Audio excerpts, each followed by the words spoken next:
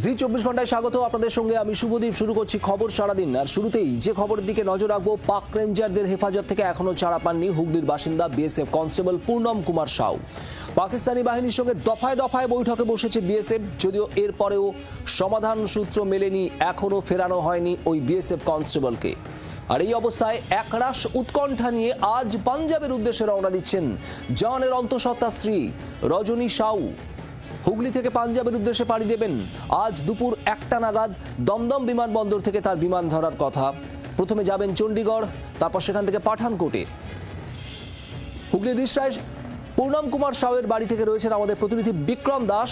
সরাসরি বিক্রমের কাছে যাব। বিক্রম, বেশ কয়েকটা দিন পেরিয়ে গিয়েছে, উদ্বেগ উৎকণ্ঠা ক্রমশ বাড়ছে, আর এরকমই একটা পরিস্থিতিতে পূর্ণম সাউয়ের স্ত্রী তিনি যাচ্ছেন পাঠানকোট পাঞ্জাবে। ঠিক কি খবর, কি বলছেন বাড়ির লোক?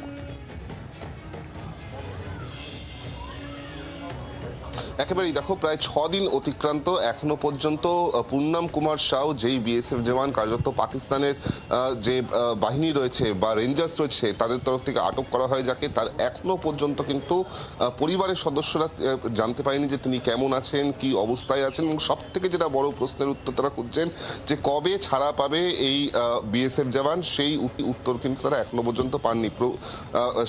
স্বাভাবিকভাবেই এই পরিবার তারা কিন্তু এই মুহূর্তে প্রবল উৎকণ্ঠা এবং উদ্বেগের মধ্যে রয়েছে, যেটা তাদের পরিবারের তরফ থেকে জানানো হচ্ছে যে আজকেই কিন্তু পরিবারের 5 জন সদস্য, যার মধ্যে পূর্ণম কুমার সাউয়ের যিনি স্ত্রী রজনী সাউ, তার পুত্র এবং আরো 3 জন, মোট 5 জন তারা কলকাতা থেকে পাঞ্জাবের উদ্দেশ্যে রওনা হবেন।